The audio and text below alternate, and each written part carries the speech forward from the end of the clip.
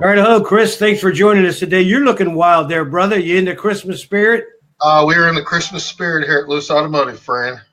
I can tell you this, after the guys listened to all this today and some of the things you have done, I think that'll get them in the Christmas spirit too.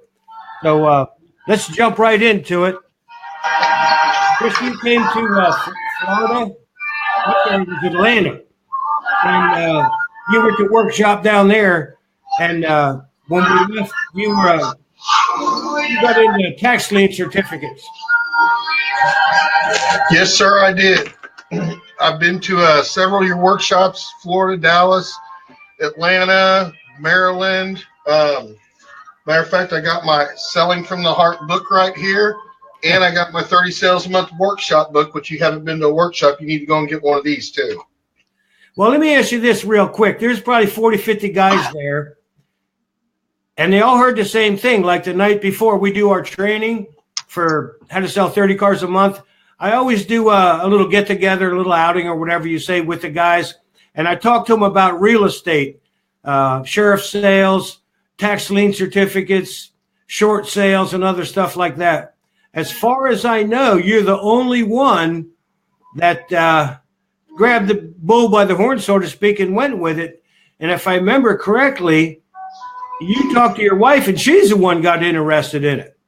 Yeah, she's gotten real interested. Matter of fact, she's the one that found us our first property, which was a pretty good home run for us. Well, you see, I've been getting messages all day since I told the people how much money you can make with that. People don't think you can take less than $10,000 and buy two homes that you own free and clear that are worth $400,000. Do you mind sharing with us some of the things you did? Well, actually, the first one was kind of by accident. We had been studying the stuff that you had talked about and going over it, and my grandmother had passed away, and we were down in Louisiana, and I was in the courthouse doing stuff for her estate, and my wife just kind of wandered over into the office where the tax certificates are and started talking, and we wound up spending just about $6,100. Got a 5-bedroom, 5.5 bath log cabin, 4,300 square feet, a boathouse attached. The deck goes out onto Caney Lake, and it's valued just at $298,000. Well, you and I were talking earlier today. You know, you only got to do a couple of those in a lifetime, and you're set. Mm-hmm. That one's not for sale, though. Well, now we also talked about another one you bought, and this is a common practice a lot of guys have. Tell us a little bit about that one you got. Well, the big thing is, and like I said, I listened to you. One of the important things is you want to make sure you go out and check the property too, to make sure you know what you're getting and you're not getting something that's going to lose money as well. We picked up for $2,200. I have it written down here. It's a 4-bedroom, 3-bath, enclosed back porch, 2,638 square feet, and it is listed for sale right now. We paid $2,200 for it. It's listed at $101,500.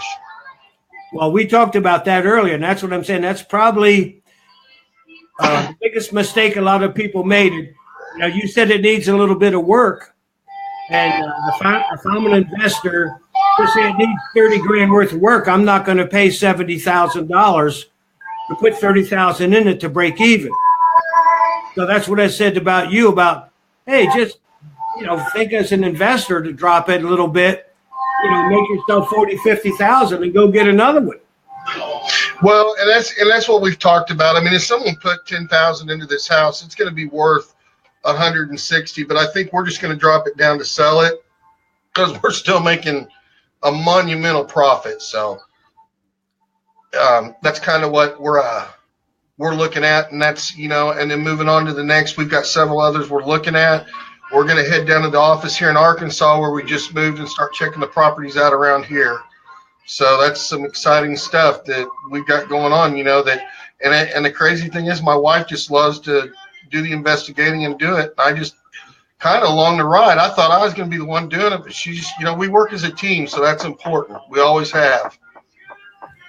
Well, I think that's what's pretty cool, but why did you guys go do it? And all the other ones there, I mean, I get messages say, hey, you can't do this. That's impossible.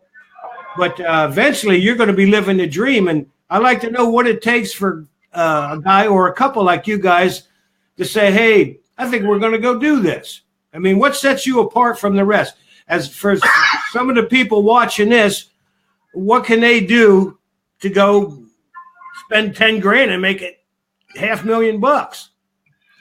One of the things that I think kind of separates us sometimes, one of the things I think separates us sometimes, Fran, is like when we made the move. I can't hear you. Everyone can hear you. Oh, when we made the move to South Carolina and have done different things, you know, we kind of live by the George Bernard Shaw quote. Some people see things and ask why, but others dream things and ask why not. You know, so it's like we dream things and we ask why not. We don't look at why, we look at why not do it. And that's kind of the way we just kind of, you know, we're kind of carefree and run with things. I mean, something, you know, and I'm not saying, I mean, you know, when you first hear that stuff, everybody's always like, if it's too good to be true, it's too good to be true, you know? And that's kind of what we thought at first, but the more we studied on it, the more we listened to the training, the more we listened to you. You know, I'm forever going to be grateful to you, me and Carrie, because of what you showed us. But, you know, the more we bought into it, the more we believed, the more it became this reality in our life that's now, you know, it's a great thing because hopefully it will not only set us up for retirement, it's going to let us do a lot of things with our grandson Brantley, you know, that we really want to do. Well, you're pretty cool. And see, that's what sets you apart from the rest. When you guys want to go have misery, you go to the courthouse for 4 hours and you only learn one darn thing. I've been through it a lot and I paid my dues. So some of you guys are watching, some of that goal setting stuff's in my book. If you share this post and put I want one, I'll give you a book like this free. So if you want a free book, put in there I want one or something. And also I'm going to give away $800 of our free training today to somebody says, hey, I want one. I don't care.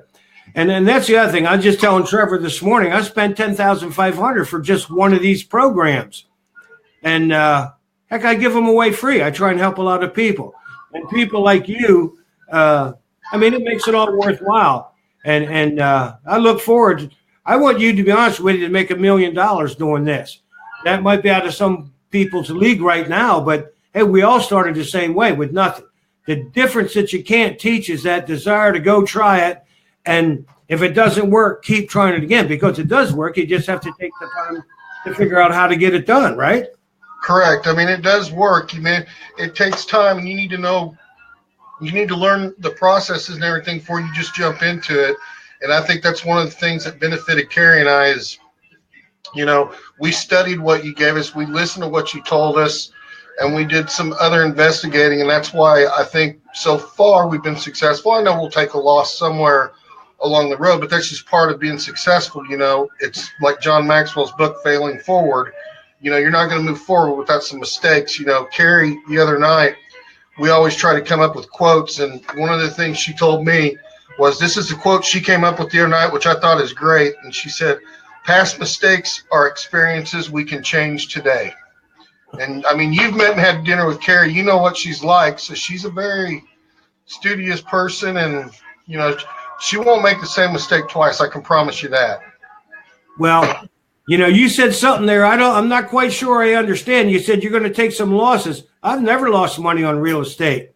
You may take a loss if you do a sheriff sale or a judicial sale, but the tax lien certificates, if you go look at them, and it doesn't take a rocket scientist to look at a property and say, hey, that's worth 80 grand, 200 grand. And if you're only paying 4, 5, 6,000, that's a no-brainer. The difference is doing it.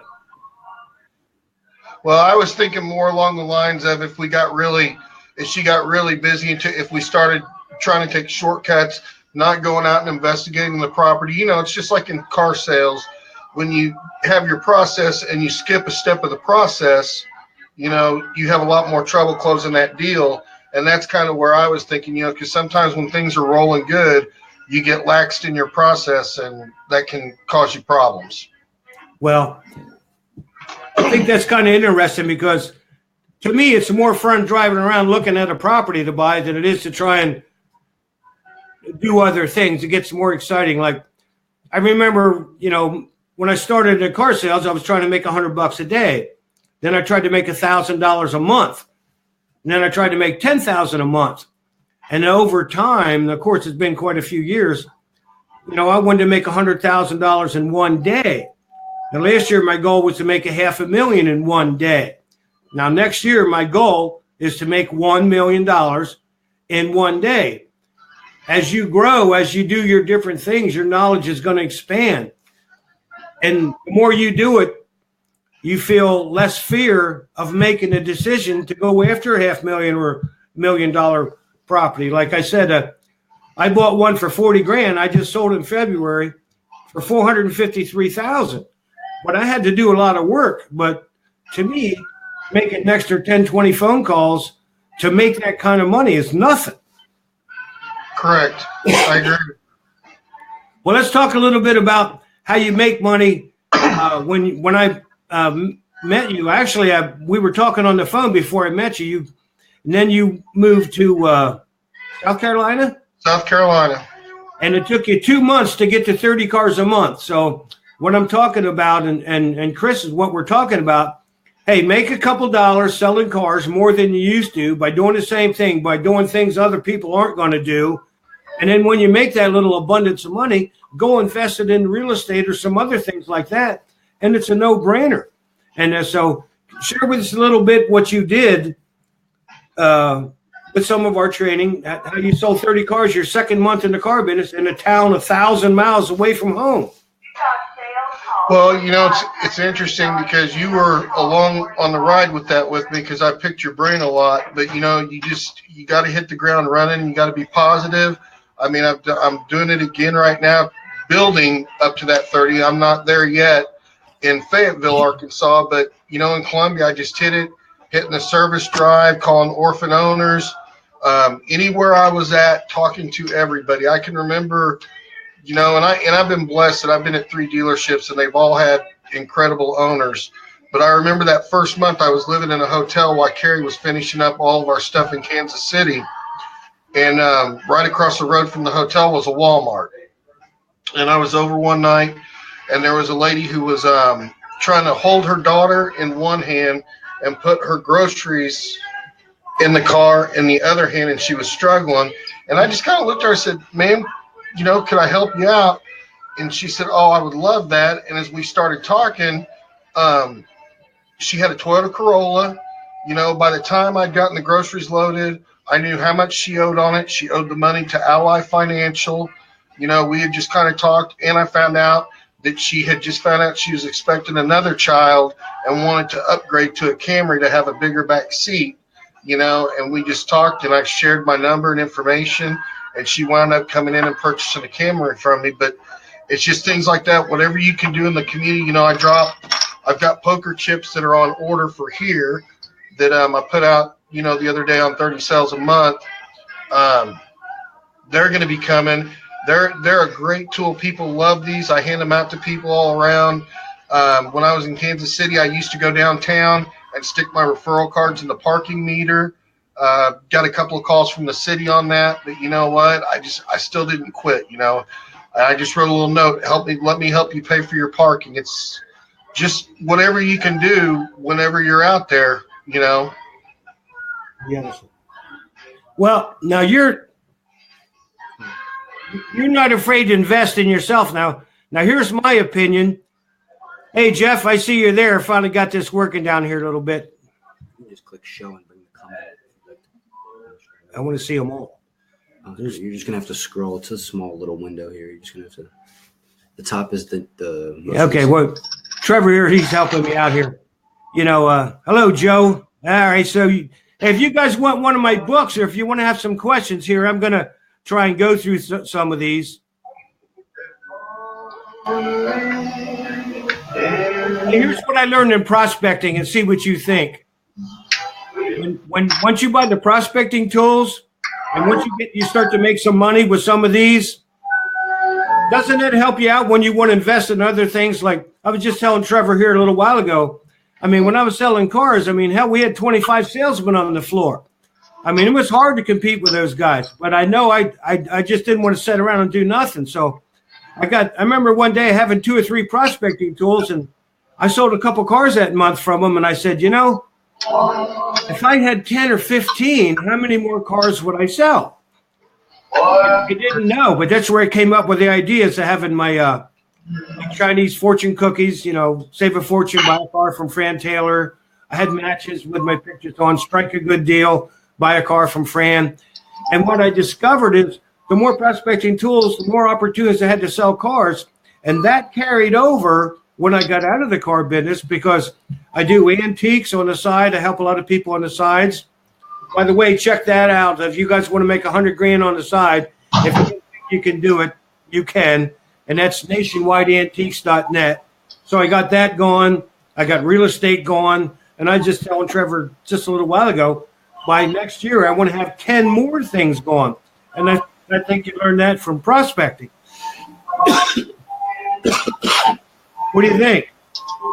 I think that's true. And I think sometimes, you know, you talk about investing in yourself, and it's investing in others too. There's just the little things you do. Like the other night, I was on the way home, and Carrie called and she wanted tacos. Well, the only place on the home way was going to be Taco Bell. I was in the drive-thru at Taco Bell, and I noticed a Dodge Caravan with a mom and kids in the car behind me. And what I wound up doing is I just paid for their meal, and then I left my card and contact information, you know. So when they got to the drive-thru, I was already gone, but they knew I had paid for their meal and they had my card. So, you know, hopefully just things like that, you know, and it says the referral on it and everything. You know, just doing little things like that. I've taped my card before, the referral cards in Kansas City. I'll do it here to the meat case in the grocery store when I go in there, you know, and just put, let me help you buy your steaks for the next month, and just different things like that where you can leave it. I mean, it's just people will pick them up. I've sold cars from it. I couldn't tell you how many, but I mean, people will find that stuff, pick it up, you know, wherever you can drop a card. People, you know, they just never know. Yeah, I leave them in the grocery store. Let me help you pay for your groceries. And so I remember when I was down doing some training in North Carolina, I said, come on, let me show you how easy this is. We went out. I forget where we went, but we had a guy follow. We had a guy follow us back to the dealership. You know, see, that's the stuff that doesn't cost you nothing. You have to have a daily routine or a daily plan. And when I sold a lot of cars, 50 plus a month, my second year in the business, you know, when you go out every day and talk to people like you're talking about, it's impossible not to sell more cars. The problem is people don't want it enough, or they're not willing to pay the price. Because I can tell you, a guy like you, myself, or quite a few of the other guys that are doing 30, 40 cars a month, they understand sometimes you just got to get off your butt and go do it, and you're going to fail more times than not. But even if you only get, you know, if you talk to 15 people a day, that's 450 a month at a 3% close ratio. That puts you at 13 cars. You know, I see guys struggling trying to sell 8 or 10 cars a month. What advice you got for them? Just keep grinding away. Get your prospecting tools, work on it. Don't get discouraged. You just got to keep pushing forward. You know, it's like I've not had the same success in Fayetteville I've had in South Carolina, but each month my sales are growing more and more and more, and and I just keep setting that number, and I'm just going to keep going out and grinding. I got a bankruptcy program I just started that I'm sending out mailers. I've got some other things that I'm working with some local businesses around that I started. You know, it's just continuing to find ways to grow, Fran. That's what it is, and you just can't fall off and get discouraged if it doesn't happen in 2 months. You know, when I came here, I didn't expect to be doing 30 cars in 2 months like I did in South Carolina. To be honest, you know, I feel I've been blessed. And I just, you know, and blessed with a will to just keep going no matter what happens. You know, it's not all just because we've had some good successes. It's not all just living in heaven for Karen. I mean, we have our bumps and struggles along the road too, but you know, we just persevere and we grow from them. That's what you have to do. You can either let them knock you down or you can grow from them. And that's going to be the difference and the guy that's going to get the tools and go out there. You know, I work with several of them here. You know, they're in the used car part over on the Ford side, but you know, a lot of them know Freddie and Joey, and you know, those guys are just incredible, and they're just, you know, they're Facebook maniacs. I mean, I would love to be able to have some of the talent to do what those guys do on Facebook and the creative. I mean, they're just really good guys, you know, and I'm hoping to learn some from them while I'm here. Well, anybody can do it here. I see Josh is here. Hello, Josh, Tyler, Trevor, Jeff Garcia. We talked earlier. Hey, Jeff, I hope you like this. TV Productions.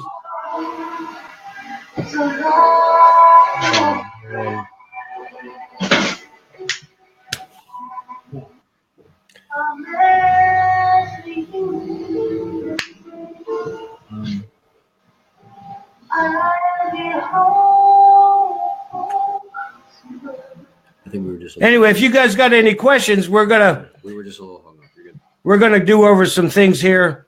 If you got any questions, ask now, because you can have a guy, whether it's real estate or selling cars. Joshua, I see you there. Probably the biggest thing for me, and I think it's the same for everybody else, is they waste a lot of time at work and they put a lot of hours in and don't get anything back for it. I mean, nobody's going to stay selling cars, selling 10, 12 cars a month and putting long hours in. So, you know, I'm a real big fan of doing handwritten mailers to get the mailers done right off the bat. You know, calling people on their birthday. Now, do you do birthday stuff to everybody? Yes, sir, I do. I'll be starting my birthday system over here. You know, that's the other thing. We're here a lot during the day. You know, if you can't get at least 25, 30 phone calls out, you know, you've got issues. I mean, the one thing I learned at my last dealership is someone inquires with you or comes in, it's buyer's order or restraining order on the phone. You know, you just keep on until they eventually come in and buy, and that's a big key. I mean, Auto Pros had a saying that if the phone wasn't in your ear, then you don't work here. And I always love that, and you know how Randy said that, and so, but that's a big thing. It's just taking advantage of what you have. I mean, there's just basic tools you can be doing without spending money. I hear you. I'll tell you what helped you, and I think it helps everybody if you do it. And I'm telling you what, I say this many times, and I believe it from the bottom of my heart. If you guys get this book, it's at frantaylor.net, and you do the goal setting on page 7, I'm telling you what, I know what it's like to have nothing and write down real estate, racehorses, fly around the world, hunt, fishing, buy my grandmother house. I wrote some pretty big goals down. And if you're coming to work and you don't have a mission, you're losing. It's just not going to work. There's nothing wrong with thinking big. But once you make that decision to think big, then I don't care who you are, whether it's Chris or some of the guys he mentioned, then you go figure it out. And that's where the fun part starts, because now you're in unknown territory that most guys are never going to go in, whether it's go buying houses at a sheriff's sale, judicial sale, tax sale, whatever. You know, like you said, then it becomes fun. That gets exciting. So, you know, the goal setting in page 7 of my book will change your life. I know you told me before about that. Would you, if you don't mind, can you share with that, and then we'll end it up? Pretty interesting story. I got your book, went to the training and everything, got prospecting tools, and just did not see, was going out and doing things, but just did not see an increase in my sales at that time. And I come home one night, and there's Carrie on the couch, and she's got your book. And she said, I think I know where you're wrong. And I go, what? She goes, we haven't sat down and done any of this stuff about goals. It's right here at the beginning, and it says, do not go any further until you set your goals. And so that night, Carrie and I sat down, set goals, and how we were going to accomplish them. And that's when my sales numbers started going up, because I followed those goals. You know, we had a goal that by Brantley's 6th birthday, we were going to take him on an all-inclusive trip to Disney World. We're going in April, and Brantley just turned 3. You know, it's setting those funds aside. You know, even with the sale of the property, we'll reinvest a lot of that, but it's still putting the stuff in those, you call them the 11 envelopes. We actually have several bank accounts that we put different things into, and then when things come up, you've got money there. If you do have to dip into it, you can pay it back. But we paid a lot of money to move to Arkansas, just like we did South Carolina. But those 11 goals are what afforded us that opportunity. Those 11 goals, because one of them we said are what afforded us Carrie not having to work while she's finishing up with her schooling and master's degree right now. So those are things that, before we got into the 11 goals, there's no way we could have survived without her working. I mean, it just wouldn't have worked. But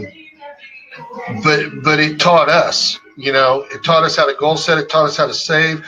It taught us how to be responsible, a little more responsible. And so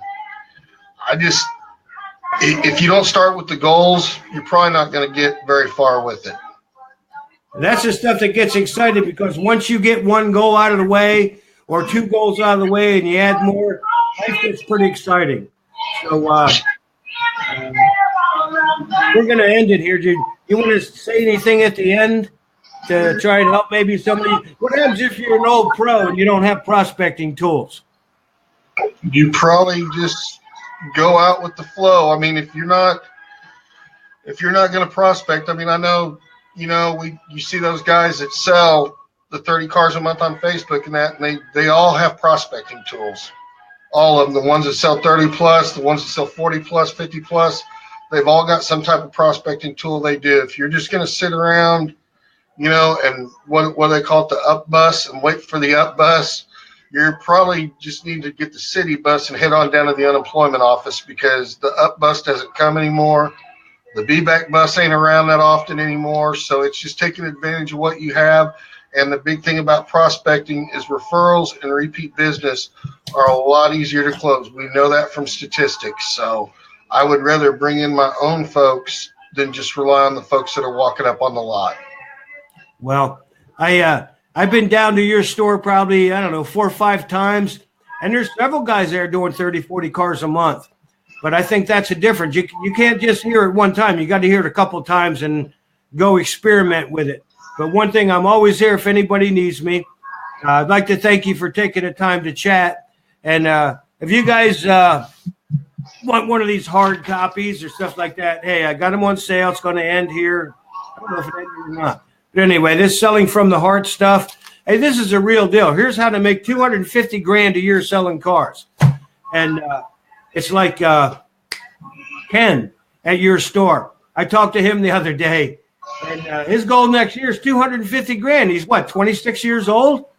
I mean, come on, you can do it anywhere. So I'd like to thank everybody for tuning in. And if you want to find out more of my stuff, check it out at frantaylor.net. And Chris, thank you so much. I look forward to seeing you again here in the future. Hey, thanks for having me, Fran. Okay, take care, everybody. Bye.